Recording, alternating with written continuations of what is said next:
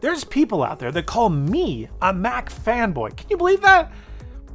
Well, I am, but I actually use Windows pretty often. Now, not to really do anything other than game, but I do use it, and it's fine. It doesn't have the apps that I love, nor the ecosystem integration that I seek, but I'm mostly unbothered by it. On the desktop, that is. The same is not true of Windows laptops. I've tried many over the years, and they have all sucked, at least as secondary computers. They're either heavy, hot, and they bring with them terrible battery life, or they're underpowered with merely mediocre battery life. Now, to be fair, there are better displays than what you would find on a MacBook elsewhere. There's better performance elsewhere. There are better webcams elsewhere. But there hasn't been a machine with all of those things, while outperforming a Mac on the things that MacBooks have always been best in class at. So speaker and microphone quality, trackpad usability, and efficiency. At least, not historically. That is until the latest development in the SoC world, the Snapdragon X Elite, a new ARM chip for Windows laptops designed to, allegedly, compete with the Apple M series of chips. You probably heard all about it from many of your favorite YouTubers in many videos that were probably sponsored. Qualcomm even invited me out to check it out a few months ago. But where's my laptop? I don't know. They didn't send me one.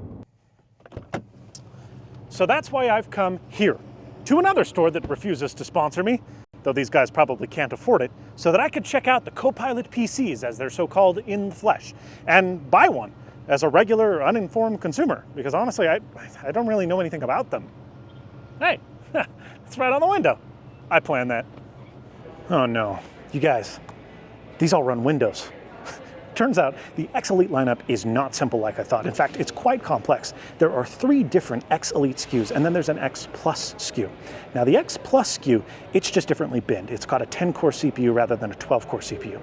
The others all have the same, in theory, core count, but their clock speeds are vastly different. And in the very, very highest end chip, which is only available on the Samsung Galaxy Book 4 Edge and in the 16-inch version, and not just the 16-inch version, but the highest storage tier configuration, which is 1 terabyte, well, that pushes the price up to $2,100. That gets the highest end GPU.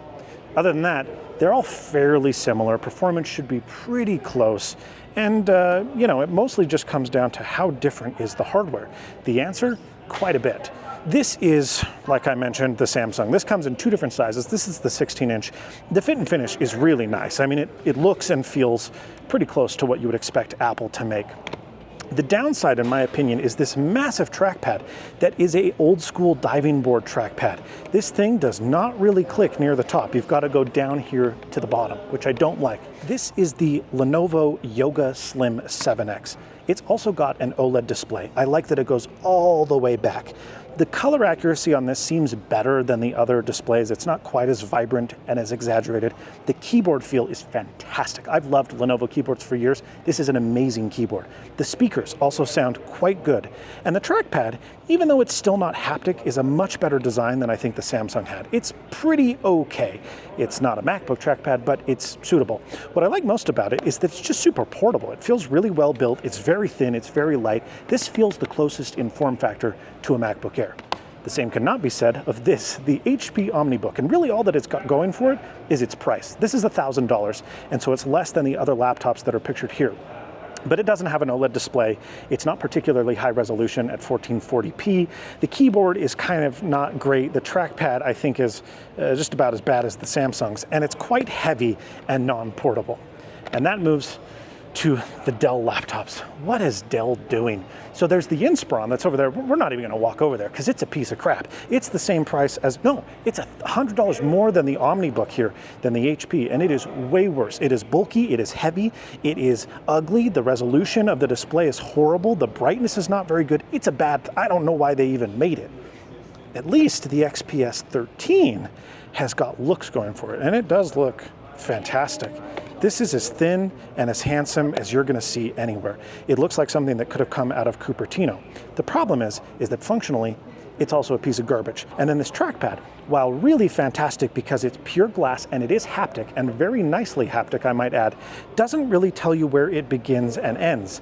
Gestures are kind of spotty, it's kind of all over the place. And while the form factor is quite nice, it's quite light, quite thin, similar to what you would find on a MacBook Air, the I/O is pretty lousy and the price tag is eye-watering. This thing is $1,500. Is it $300 better than the Lenovo? Absolutely not. Oh, and these speakers suck. So that takes us to the cream of the crop, le crème de la crème. This is the 13-inch Surface laptop. The most impressive thing about this is its price, $999 starting price point. And for $999, boy, do you get a lot of computer. It's got an excellent display, not OLED, but it gets very, very, very bright, and the aspect ratio is 3:2, which I love. I've always loved that about Microsoft computers. So not as great for watching video, but document creation, which you're doing on the go, is amazing. You get tons of vertical screen real estate. The keyboard is really great, not as good as the Lenovo, but second best. And this trackpad, holy smokes, Microsoft has figured out their trackpads. If you put this in front of me and put a blindfold on my face, I would 100%, and this is not a joke, I would believe that this was a MacBook. The trackpad is perfect. It is glass, it is haptic, the gestures are amazing, it is exceptionally good. And the form factor is nice. Now, I will say it is pretty thick. You wouldn't likely mistake this for a MacBook Air, and it's fairly heavy, but it's in between an Air and a MacBook Pro.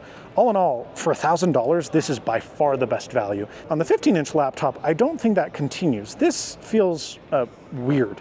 The keyboard is kind of not well proportioned. There's no speaker grills over here, and the speakers are generally not very good. The trackpad appears to be the same size as on the 13-inch, and looks much smaller and less functional over here. And then furthermore, this thing is heavy and thick as all get out.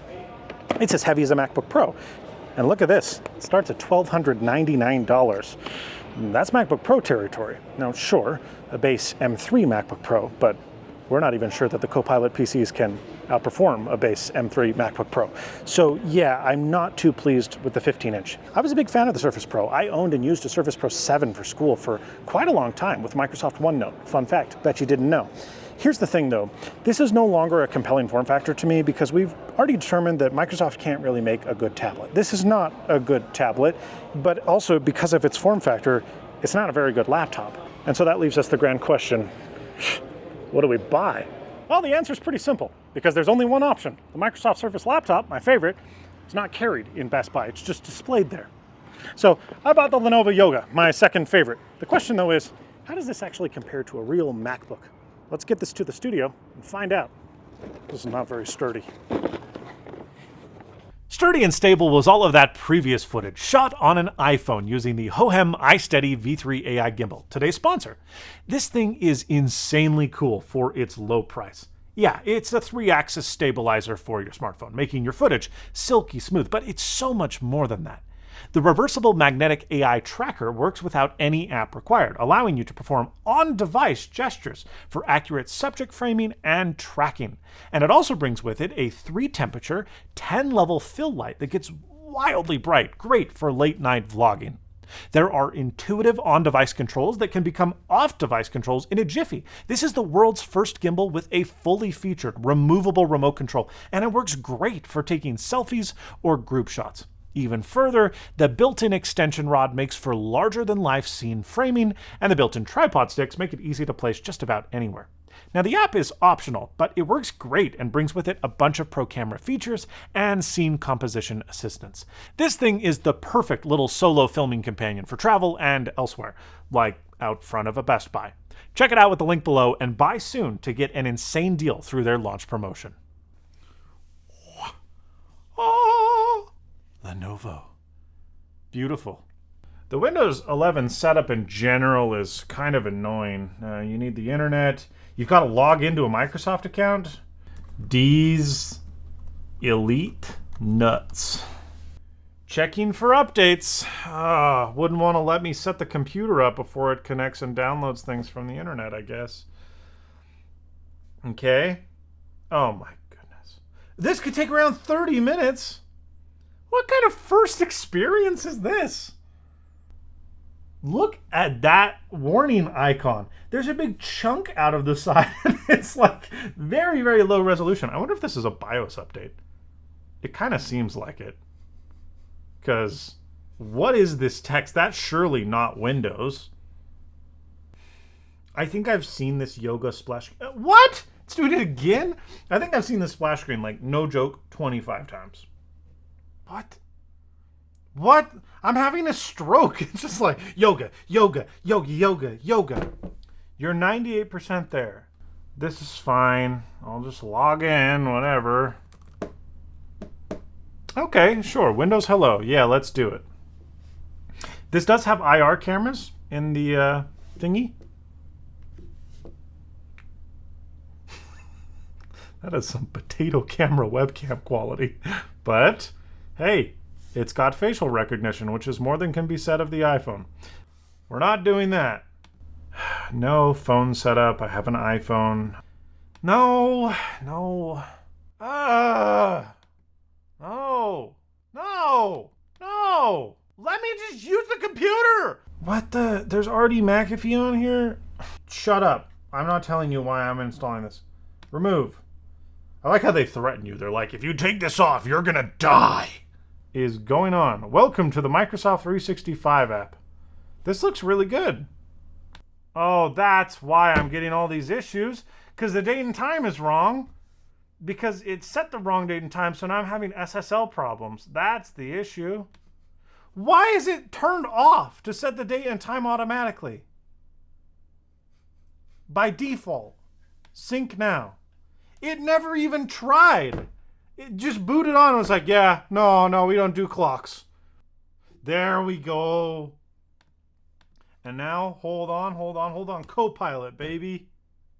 Yeah! What can we do together? No.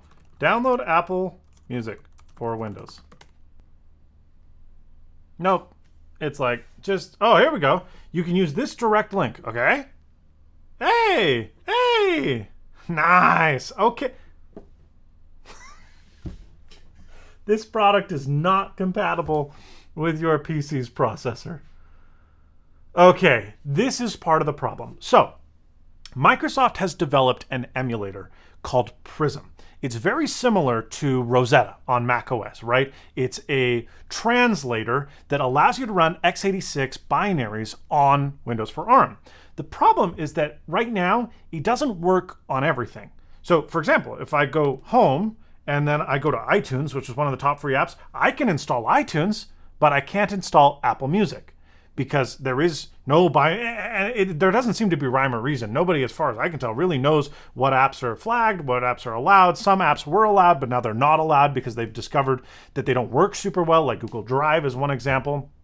So it's messy, but there are ways around this. There is an app called Unigit UI, or formerly it was known as WinGet UI. And basically what it is a GUI-based package manager. There's tons of command line package managers. WinGet is the one that this one runs on top of. This is just, a more attractive version of this. But if I go into Windows and then I click Unigit UI, which I installed, I can actually search the package name for Apple Music. I can't search Apple Music like by typing it out. I've got to find the package ID, then enter it into the search field. Then it does a search and goes, yeah, WinGet found this in the Microsoft Store. I can click it, and then I can say install selected packages. And now it will take a little bit of time, but it is going to circumvent the Windows Store saying, no, you can't install that, and it's just going to install it. And because that emulator Prism exists, I'm going to be able to run it, even though it is an x86 binary that I'm attempting to run on Windows for ARM. Why I can't just do that natively through the Windows Store,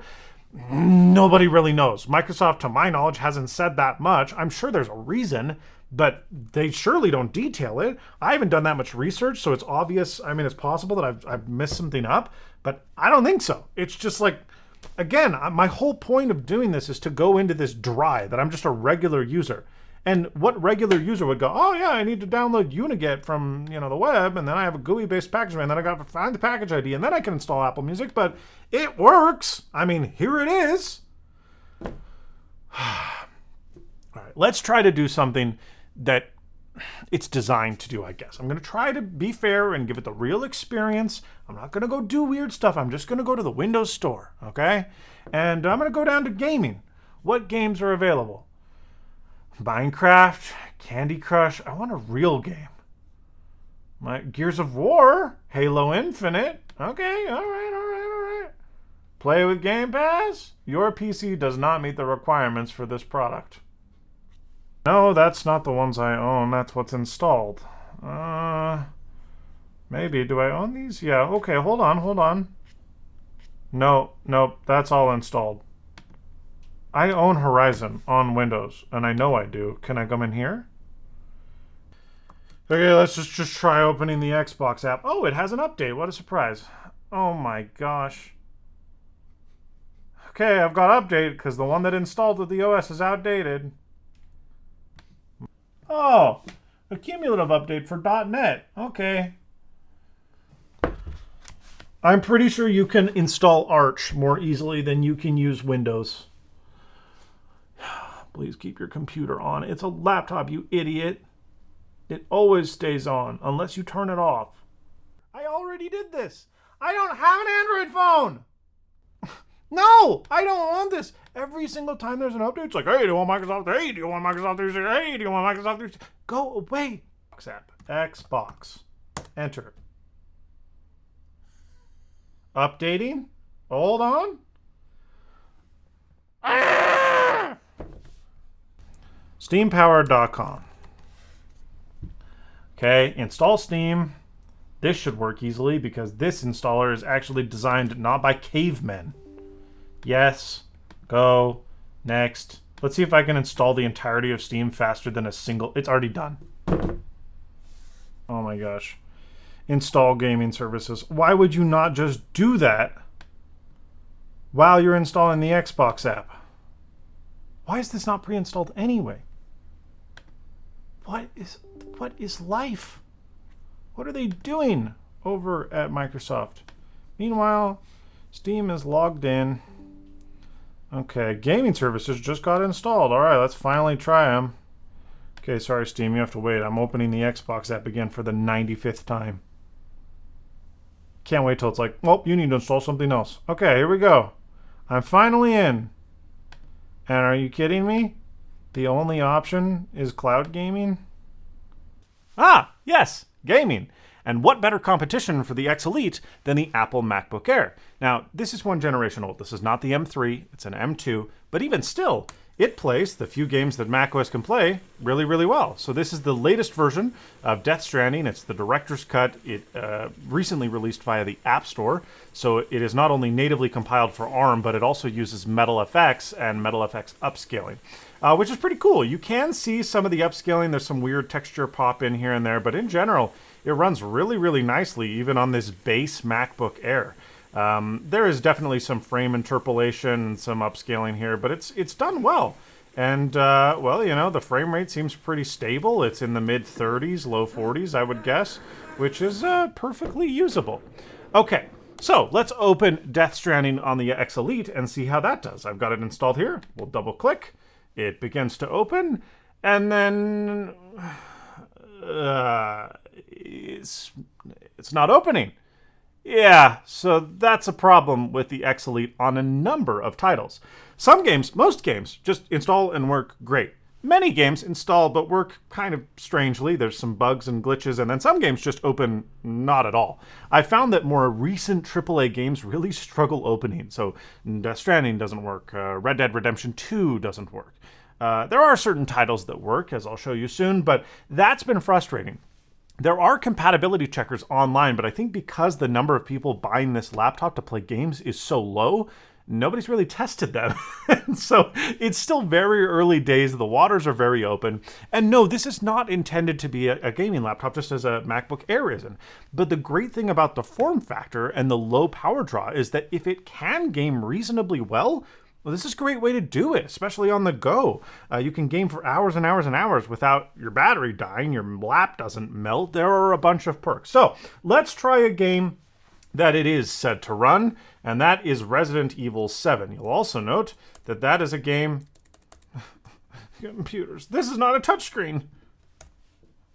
Okay, so we're in, and let's make sure that all of the settings are the same. So let's run them both at 1080p. Let's full screen. Ray tracing off. Okay, this is important. We need to disable upscaling because I don't want there to be any unfair advantage to how well one upscales over the other. Metal FX should outperform anything on this end because while it does support AMD Fidelity FX Super Resolution a little bit, it doesn't support frame interpolation or frame insertion or anything like that. So, yeah. Let's turn that off. Low texture quality, low VC. Oh no, please tell me I don't have to watch this thing. No. No, this is a... Oh no. Well, I'll tell you just from the cutscene that this looks better. I'm not sure if it's just because OLED or because of something else, but oh, the frame rate is better too. Look at this. The MacBook Air is kind of chugging along and this hasn't dropped any frames at all. Now, we're at 1080p medium. But, oh, yeah. Oh, wow. So I've disabled any upscalers, any frame insertion stuff, and the MacBook Air is kind of chugging along. And the X Elite is no problem. So there's me looking around. That's decent, but oh, yeah. The X Elite is vastly more smooth.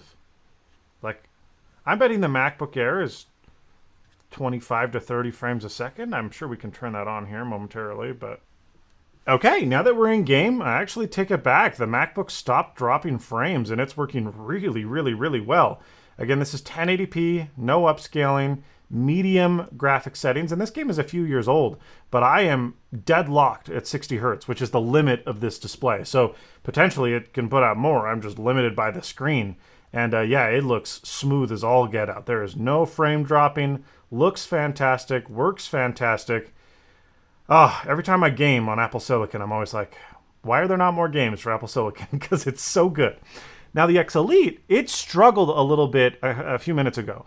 It was hovering in the low 30s to mid 30s. However, we are now pulling about 50 to 60 FPS. I think it's because shaders were compiling in the background. But now that that's been completed, this is almost as smooth as the Mac. And again, because I prefer the display of the Lenovo as compared to the MacBook Air, I would probably pick to play on here, frankly.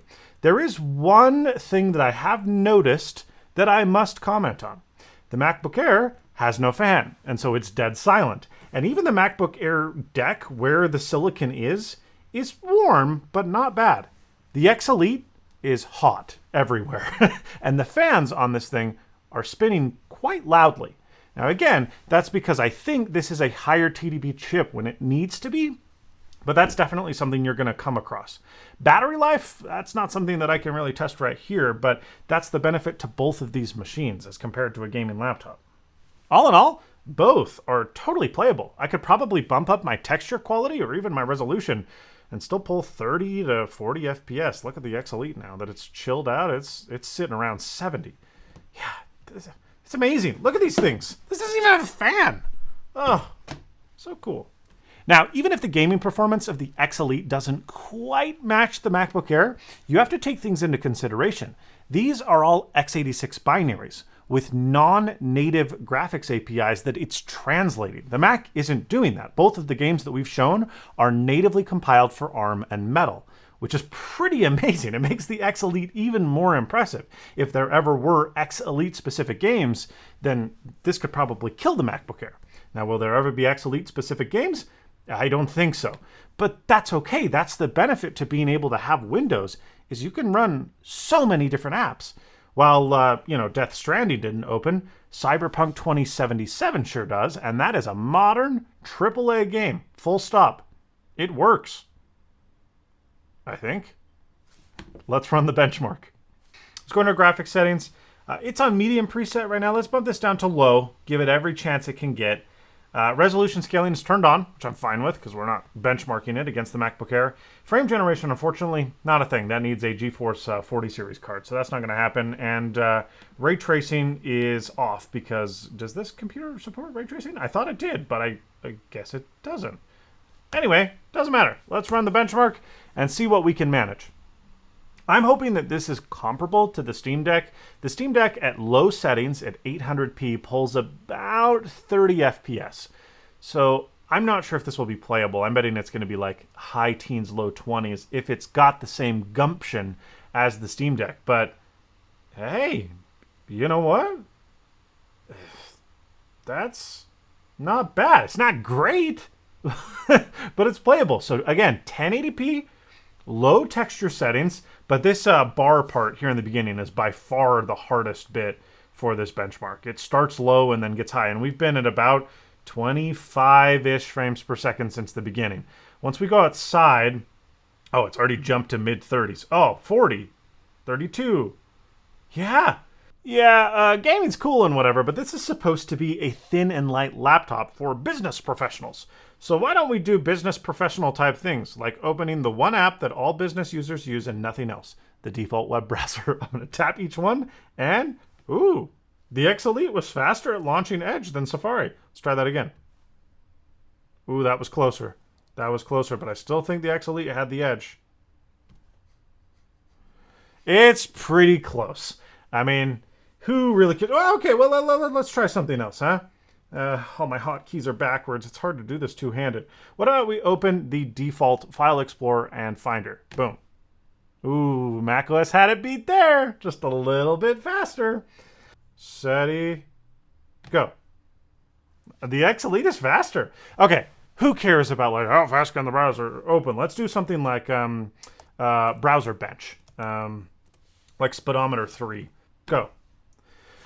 So this does a bunch of stuff that you would do on the web in the background. It does like page compression. It does like HTML stuff. I don't really know. It's a benchmark that people use, and the faster the number, the faster it go. Woo! I should probably do more due diligence. Whoa, the Mac is already done, and the X Elite is still going. So that should answer it for you. 35.4 on the Mac, 27.2 on the X Elite, which is still pretty good. Go. All right, Safari versus Edge. Who shall come out victor? I'll tell you what, it's not looking good for Edge. It's still in the first chunk, and Safari is already halfway done. Holy crap. Edge has turned into a dumpster fire of bloat, hasn't it? Remember when it was good? It used to be so good, and now they're like, use Edge, you'll love Edge. Okay, Safari did do worse than Chrome did on the M2, but hot diggity dog, is it struggling on the X Elite. 23.7. Yeah, so I guess the moral of the story is don't use Edge and don't use Safari. I'm going to keep using Safari. Okay, so that's a browser. But what about doing something like, oh, I don't know, rendering out a video in a different codec? So we're going to open Handbrake on each machine. So let's output this to super high quality. Ooh, let's do two benchmarks. Okay, so let's do HEVC. The Mac is definitely ahead. 7.5% on the Mac. We're at 6% on the X Elite. I think I know where this is already going. However, not all hope is lost for the X Elite, and I will show you soon. Fans mean that heat is exhausting from the computer, which in theory should mean no thermal throttling. We know the MacBook Air thermal throttles. It does. That's fine, because it's generally still pretty quick, given the silicon is so impressive. But the gap is closing. The MacBook Air is at 65%, and Handbrake here on Windows is at 49%. So I think the Mac is going to win. But if we run this test over and over and over 20 times, will this one heat soak to the point where it is slower than the X Elite? Probably not, but I bet it gets closer. As the X Elite screams for air, the fans are going full speed. The Mac is done, completed, finished. The X Elite is still at 80%. Okay, Windows is finally done. Yeah, it was really no competition. However, the X Elite does have something that the MacBook Air M2 does not, and that is the ability to AV1 encode and decode. So I'm going to put AV1 as a setting on both, and on the Mac, it's just going to have to go to a general purpose compute. And here on the X Elite, it is going to be able to just do that using application-specific hardware, which we've talked about before. Boy, that's where chips are getting cool. All right. Oh, the X Elite is blazing. Oh, they're both doing pretty good. Is the Mac still going to win? The M2 is just that fast. Oh, it's neck and neck. The X Elite is ahead. 53% and the Mac is at 52.5. Oh! The average frames per second on the X Elite is 30, and on the Mac it is 29.4.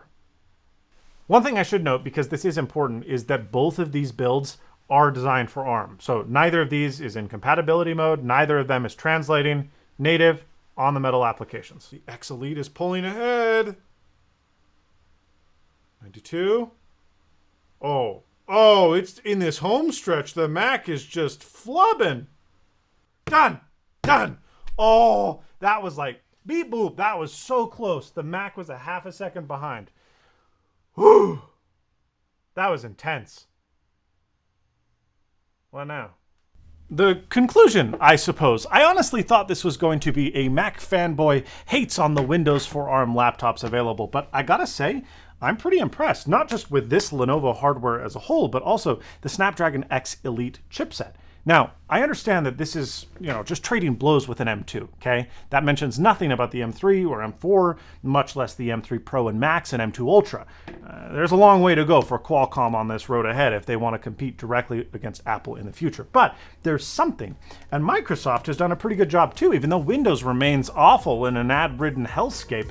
Their translation API is pretty good, maybe not as good as Rosetta, but it's good. And more impressively, the video translation stuff they've done is nothing short of remarkable. The fact that I can run an x86 direct 3D binary right on ARM without having to do anything is really, really cool. And if it improves, if it gets better, I think there will be a true competitor to the MacBook Air in a few years' time. We're not there yet, okay?